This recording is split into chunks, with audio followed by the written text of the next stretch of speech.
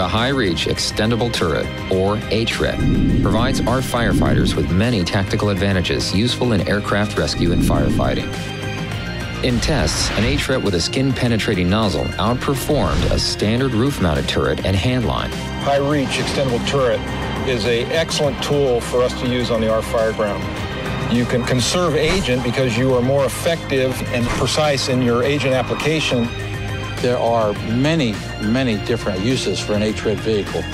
The HRET features an extendable reach, an increased agent throw range, and the ability to be repositioned without moving the airport firefighting vehicle. The HRET places the nozzle well forward and below the operator, eliminating foam overspray and providing a clearer view of the agent as it is being applied.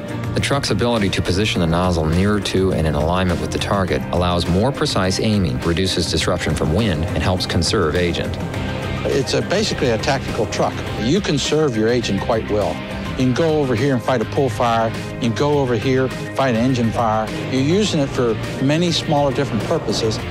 When the nozzle is positioned at the seat of the fire, the HRET can apply agent directly on the burning surface and extinguish ground fires. This positioning eliminates the raindrop application, a situation that generally results in wasted agent as the heated smoke plume and wind carry agent away from the fire. The precise positioning the HRET offers is very effective in fighting fires on aircraft undercarriage, and the HRET turret can also be used in elevated positions, placing it near an elevated engine or wing fuel tank fire to cut off running fuel fires. Another capability of the HRET is that it lets the operator choose between using a high-flow or low-flow application to fight a fire. A high-flow rate is the most effective way to overcome the intense heat and quickly control large fires, while low-flow helps to conserve agent and maintain the integrity of the foam blanket. Interior fires in a closed compartment or fuselage present a number of challenges to ARFF personnel, but FAA tests have proven that the HRET with a piercing nozzle is a valuable tool for the rapid suppression of interior fires. To begin with, the piercing tip at the end of the HRET can discharge a pattern of approximately 40 feet for up to 12 minutes from a 3,000-gallon ARFF vehicle, or up to 6 minutes for a 1,500-gallon truck. An HRET is also useful for ventilation strategies. A HRET could go right down the side of the fuselage and just poke out the windows. That is a significant assistance.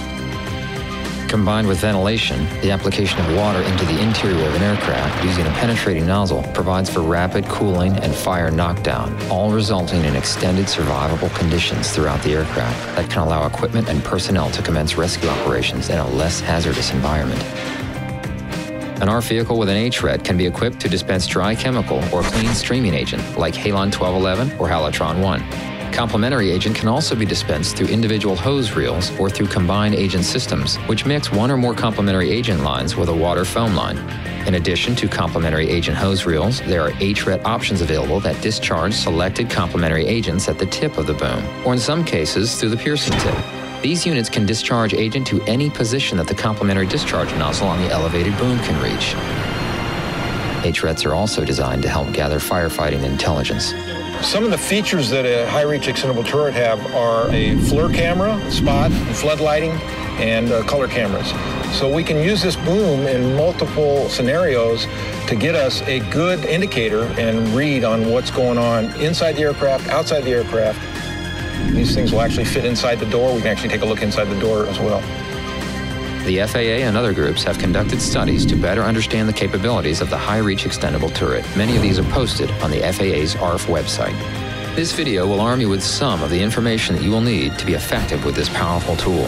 But only continued practice will make you a skilled and qualified HRET operator.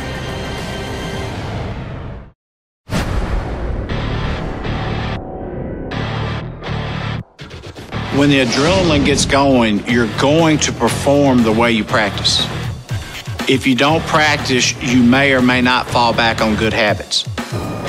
Training is critical in every area of firefighting, and even more so with the HRET. An emergency is not the time to realize you are unfamiliar with controls or lack the confidence to act quickly. Manufacturers are an excellent source of guidance for operators as they train to become thoroughly familiar with the equipment. These pieces of equipment are not real difficult, but they are unique. These turrets, based on the manufacturer, do have somewhat of a different feel. In fact, actually between generations, they'll have different feels. With the high flow rates an HRET is capable of, Even a few seconds pointed off target wastes large quantities of precious agent. It can't be something that you just practice at once in a while. You have to have a comfort level for successful operation. Each ARFF department should have an established qualification standard to certify an HRET training officer, as well as a recertification program. Vehicle drivers and operators, in turn, should successfully complete a formalized internal training program as a prerequisite for a formal certification process. Instructors should follow a lesson plan that identifies learning objectives, critical performance items, department standard operating guidelines on tactics and strategies, aircraft construction, vehicle familiarization, and methods of evaluating proficiency. Each certified operator should be prepared to demonstrate his or her knowledge and proficiency annually for requalification. After completing classroom training, there are several different ways to train for HRET operation. Some facilities are equipped with simulators that feature full-size cab mock-ups. Customized simulation programs allow a student to drive an HRET-equipped vehicle around a virtual model of their home airport, respond to an aircraft incident, fight a fire, and even penetrate an aircraft using the HRET and piercing nozzle, all within a virtual environment. Other virtual training is available in the form of computer software. HRET operators in training can use joysticks and controls based on those found on actual ARFF vehicles to develop their skills.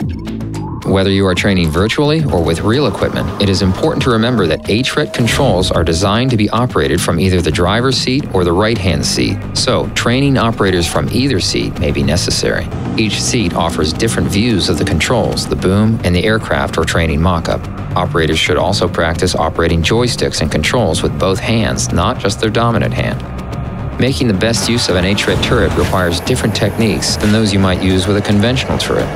HRET turret operators need to develop a good sense of range and aim and hone their accuracy from stationary positions as well as during pump and roll. Turret training aids are easy to set up. You might go out there and put 15 to 20 traffic cones in one area and go off another couple hundred feet and put 10 to 15 traffic cones in another area, and suggest to these firefighters that when you pull up on this ramp, there's going to be an aircraft on this ramp, or there are flames around the aircraft. It's going to be made out of traffic cones. The truck goes in and knocks all the cones off in that one area, then it goes off in another area, extinguishing the other flames by knocking over the other traffic cones. Another exercise could be, you want to teach them how to conserve agent. You set up these cones and you tell them, but they got to cover this fuel spills within these cones. Proficiency with turret operations can only be developed through training exercises like these and experience. It's just like piloting an aircraft. You want to fly like you train and train like you fly, and that's what firefighters need to do. They need to have that real experience of what it's going to be like when they're faced with that situation. Piercing an aircraft fuselage to fight interior fires is the most critical skill for HRET operation. It is very important for HRET operators to complete piercing training so they can penetrate a fuselage accurately and without hesitation during a real incident. Starting out, you can practice manipulating and aiming the controls every day during apparatus checkout and run-up. Raising, rotating, and repositioning the boom and turrets will help develop your skill as well as make you aware of any mechanical issues. But remember, before performing an actual piercing, ARFF team members should have completed classroom training and computer-based piercing training if available. The best case scenario for piercing training is to have an actual aircraft fuselage to practice on, which will provide you with the most realistic simulation and give you the opportunity for hands-on evaluation of penetration depths, difficult areas, and interior spray patterns. But not all ARFF departments have access to an aircraft fuselage. Instead, some airports use an aircraft skin penetration trainer to practice piercing.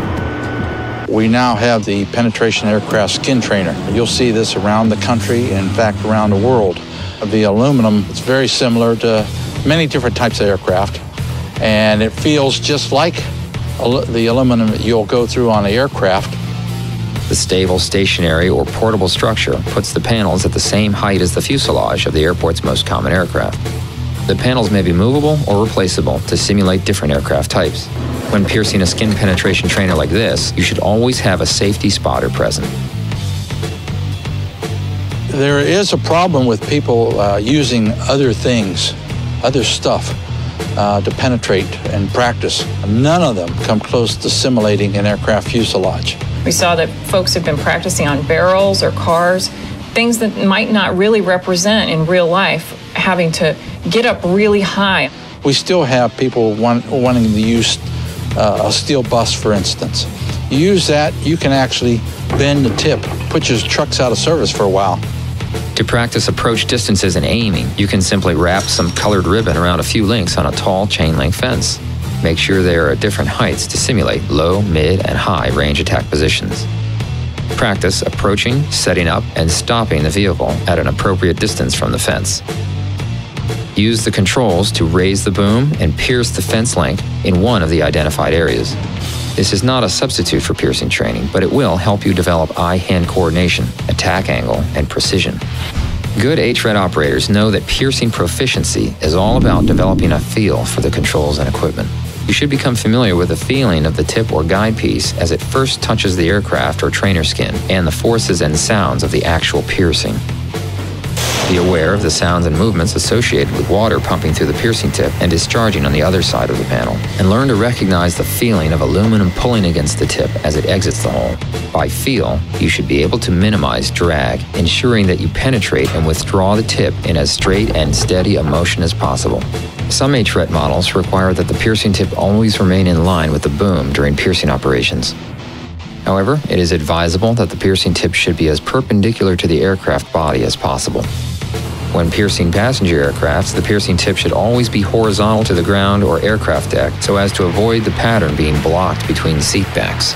Make sure to review the HRET manufacturer's guidance on piercing angles.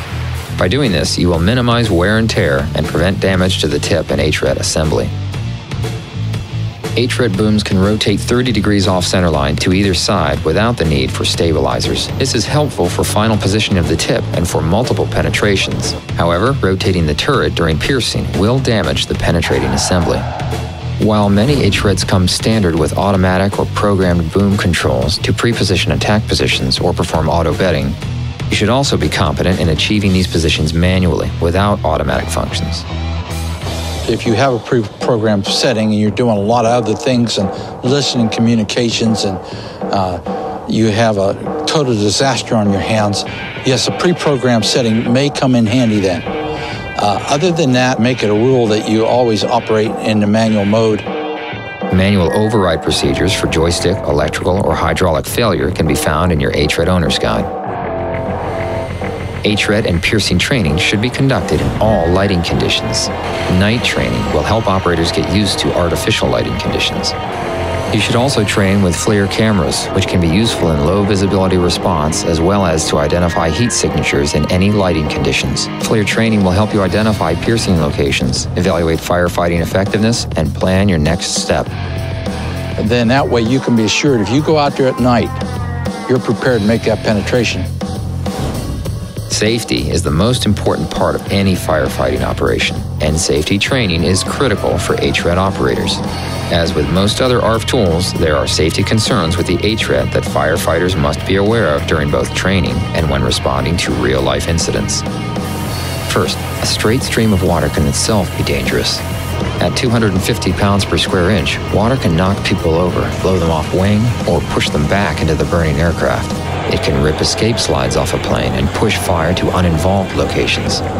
Always take extreme care when aiming a stream of water from a nozzle or hand line. Although power lines typically run underground at airports, arguably the greatest hazard to any unmanned extendable aerial boom like the HRET is the possibility of contact with energized power lines. As a result, most fire department standard operating procedures require operators to maintain at least a 10-foot separation between obstructions and the aerial. It is crucial to remember that electricity from power lines can arc several feet to a boom. Metal, water, and other fluids conduct electricity. Airports have additional safety restrictions on booms.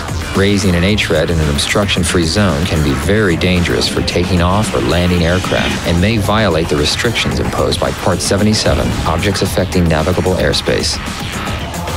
HRETs may also be subject to the same restrictions placed on construction cranes on or near the airport. ARFF departments should work with airport operations and FAA control tower personnel to determine boom restrictions at their airports. HRET piercing nozzles also introduce additional safety concerns. HRETs use hydraulic pressures of up to 3,000 pounds per square inch to puncture holes in the skin of the aircraft.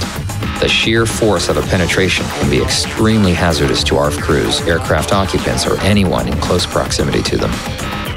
ARFF crews must follow all procedures for safety, operation, and maintenance of the HRET and skin-penetrating training device to protect personnel and equipment. A qualified safety officer, empowered to immediately stop any activity that poses a danger to life, should be on hand during all piercing operations. You all are trained for this. Take advantage of all the training that you can get access to, whether you're operating a high-reach extendable turret, whether you're familiarizing yourself with the outline and the layout of a cargo aircraft, where the exits are. You never know when you're going to be called on. And when you're called on, there are people whose lives are depending on you responding appropriately.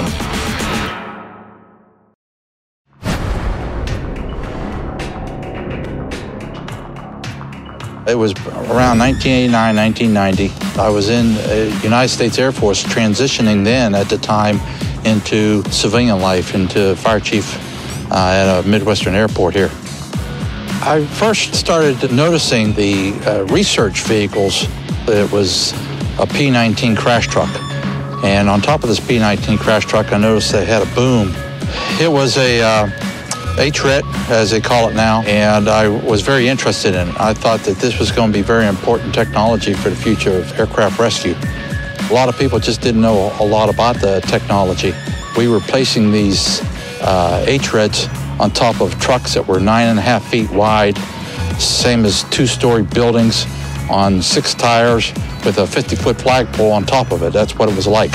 So it was a very unique experience trying to drive one of these things. Now, of course, what you see behind me here is the results of a lot of that earlier pioneering. The Safety Board investigated an accident in Memphis, and one of the things that came out of that accident was the use of the high-reach extendable turret and the positive communication and coordination between the crews that were on site. Upon arriving on the scene, we saw the FedEx plane that skidded off the runway, leaning to the right, whereas the right fuselage had collapsed. A2 and A3, one was a Rhino, the other's a Nozzle. They went in. I then raised the Nozzle, cut the water on, and foam ARFF, whereas I started working on the fuselage, and I knew there were passengers in the cockpit, so I was trying to keep the flyer off the fuselage. They went in at low flow. Due to the wind, I could see it wasn't reaching the plane from my location. I got on the radio and told them to go ahead and move in on top of it. So I went from low flow to high flow. And that's what made me do the decision. I said, well, I'm going to give them 600 GPM. I know I have more power.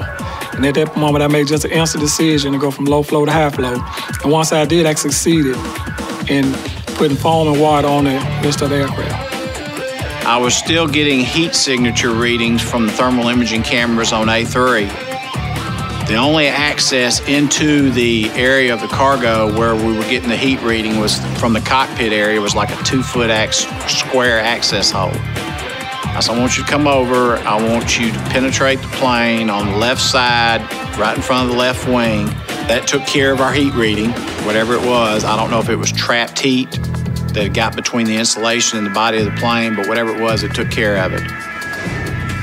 When responding to an HRET relevant emergency, you must properly position the vehicle and nozzle and monitor the effectiveness of your agent application. Anticipate the needs of the specific aircraft incident and position your ARFF vehicle accordingly. For a pooled fuel fire under an aircraft, position the vehicle upwind at the nose or tail and use a low angle of attack to apply the agent under the wings and fuselage. The 60-degree rotation range of the boom will allow you to apply foam to one side of the fuselage, then the other, without repositioning the vehicle. Foam alone won't put out that fire sometimes, especially if you have fuel being siphoned into an engine. You have to go in there, make sure the ground fire's out first, work your way up, cool the engine down, and then hit it with dry chemical once it's cooled, and then continue following up after you run out of dry chemical with water and foam, and make sure that engine's good and cool, or else once you shut down, it'll reignite in about 20-30 seconds. To fight a fire on a high-mounted engine, the vehicle should be positioned so that the boom can reach the engine from the upwind side without blocking passenger exits or other ARFF actions. The standoff distance is the closest that an ARFF vehicle with an HRET should get to an aircraft. It is based on the height of the boom and the desired piercing location. Being able to maximize your standoff distance is important to maintain the broadest viewing angles of the incident aircraft while remaining clear of emergency slides, debris, or potential fire or hazards beneath the aircraft. Once the decision has been made to pierce an aircraft, you must properly position the vehicle and nozzle and monitor the effectiveness of your agent application. There are 3 basic attack positions for piercing. The programmed attack positions may be different on each HRET-equipped vehicle, but for the purposes of this example, 3 attack positions are identified on a 3-deck aircraft, like an A380 or 747. The low attack position in this illustration is the height of the lower cargo bay, the mid-range position for the main passenger deck, and the high attack position for the upper passenger deck. Initially, you should stop when the front of the ARFF vehicle is 15 to 25 feet from the fuselage. The distance should provide the HRET the ability to pierce at each of the standard attack heights. Vehicles with longer booms may need to stop further back. Also, if the aircraft is off the pavement or is not sitting on its gear, you may need to adjust these heights and distances. The manufacturer of the specific brand of HRET in use may have more specific guidance. Understanding penetration placement and depth is key to success in fighting interior fires. During aircraft familiarization visits, learn about the different types and configurations of aircraft that frequent your airport. Take the time to identify piercing locations on each of them. Practice locating these targets from outside of the aircraft, and then look at the same spot from the interior to visualize where the piercing tip will enter the cabin. As a general rule, avoid seams, fasteners, structural members, bulkheads, or fuel, oxygen, or hydraulic lines and other features when piercing. Marking these with a spray paint is a common practice in training. Cargo aircraft have different configurations, fire loads, and life hazards than passenger aircraft. The cargo aircraft module of this video will provide you with specific guidance on cargo fires and freighter aircraft. On passenger aircraft, windows are an excellent entry point for attack lines or other equipment. Their mounting clips will snap off under pressure. Windows can also be pushed in as part of a ventilation strategy. But if you are thinking about applying agent from this position, remember that the aircraft seats will block 25 to 50% of the effective fog spray when introduced to the window opening. If piercing the fuselage is an appropriate tactic for the incident, aim for 10 to 12 inches above the top of the windows on a passenger aircraft. Make sure to keep the piercing tip as parallel to the ground as possible. Too much of an angle can put the piercing tip behind seat backs or into a baggage compartment. In tests conducted by the FAA, piercing into overhead storage bins was found to reduce the effectiveness of the spray pattern. In addition, the weight of the water and any possible impact damage from a hard landing could cause the overhead compartment to break loose and drop down on the passengers. When piercing higher up on the fuselage, particularly on a double-deck aircraft such as a Boeing 747 or an Airbus A380, approach the fuselage with the piercing tip on the steeper angle of the fuselage curve. The piercing tip still needs to be parallel with the ground for the most effective angle and reduce the possibility of the tip sliding on the curve of the fuselage. The height and angle of the aircraft's upper deck can make achieving the correct position even more challenging. A spotter and boom-mounted lighting and cameras can help. Most piercing nozzles range from 22 to 34 inches in usable length. Some HRET manufacturers offer extension tubes that can be added to the piercing tip while in the field. Adding an extension will provide an additional 12 inches in length. Your HRET manufacturer will have more information on these additions. Some booms come fitted with visual stop points. The visual stop point should be mounted in a position that protects any boom-mounted accessories, but also allows for the maximum available length of the piercing tip to be used. Any piercing location identified during HRET training can also be used for handheld piercing nozzle operations. Handheld piercing nozzles have flow rates of 95 to 125 gallons per minute, compared to HRET piercing nozzles that flow 250 gallons per minute. The effectiveness of the fire attack depends on the flow rate exceeding that needed to deal with the potential fire load that might become involved before burn-through takes place. A properly trained crew with handheld piercing tools, given a safe working platform and proper protection, can perform many of the same tactics and strategies described for HRETs within the capabilities of the flow rate. Whether you are using an HRET piercing tip or handheld piercing tools, the introduction of water into an aircraft has a significant effect on the aircraft's weight and balance. A gallon of water weighs about 8 1/3 pounds. A single piercing application by an HRET will introduce at least 250 gallons of water and over 2,000 pounds of weight to an aircraft body in just the first minute. Depending on the type and size of the aircraft and where that weight settles, it will not take long before the weight affects the aircraft's balance. An aircraft tail tipping down or other changes of the aircraft's position due to the weight of the water can be very dangerous to ARFF personnel. In It may become necessary to drain firefighting water out of an aircraft to maintain stability. Most of the water is not absorbed by materials in the aircraft and will flow down into the aircraft bilge. A hole cut or pierced into the bilge in the low point of the underside of the fuselage should allow the water to escape. Making multiple piercings with an HRET is a quick way to release the water, though it might be difficult to see underneath the aircraft, and some devices have limitations when trying to pierce at that angle. An airline representative with knowledge of the airframe can help you decide whether or not to attempt this strategy. If an HRET is not available or the circumstances do not allow for it, another approach is to cut a square hole using a powered circular saw. Cutting into a bay will be much faster than cutting frame members or stringers. Since pressurized accumulators and batteries, as well as significant structural components, are present in the wheel and wheel well areas, piercing the aircraft near the nose or main landing gear is not advised. The information about the HRET system presented here is but an introduction to this useful piece of equipment. Training and practice are the only sure ways to become effective with the high-reach extendable turret. The more you train, the more confident, efficient, and life-saving you will be when the call comes in and the trucks go out.